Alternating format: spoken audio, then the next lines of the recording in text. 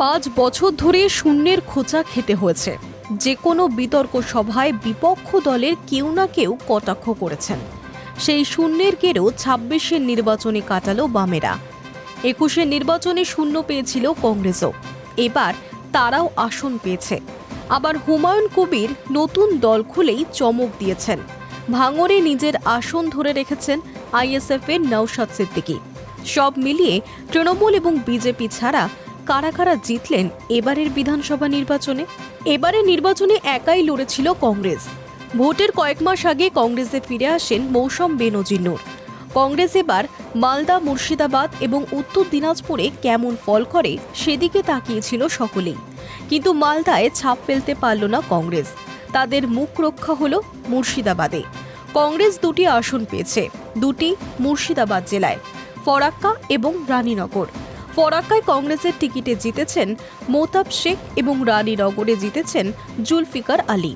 নির্বাচনের কয়েক মাস আগেই তৃণমূল ছেড়ে নতুন রাজনৈতিক দল গঠন করেন হুমায়ুন কবির। নিজে 2টি কেন্দ্রে প্রার্থী হয়েছেন।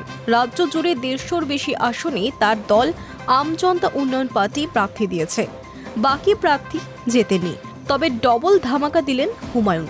2টি আসনে প্রতিদ্বন্দ্বিতা করেছিলেন, আর 2টিতেই জিতেছেন তিনি, রেজিনগর এবং নওদা। খরা কাটল এদিকে বামেদের। 21-এর নির্বাচনে বাংলায় খাতাই খুলতে পারেনি বামেরা।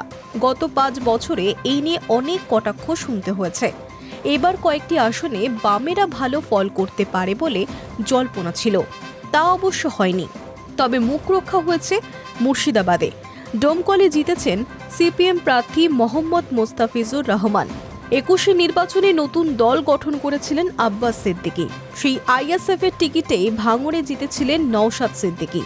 এবারও ভাঙড়ে প্রার্থী হয়েছেন তিনি, আর তার বিরুদ্ধে তৃণমূল প্রার্থী করেছিল শওকত মোল্লাকে। শেষ হাসি হাসলেন ভাইজান নওশাদ। ভাঙড় থেকে ফের জিতেছেন।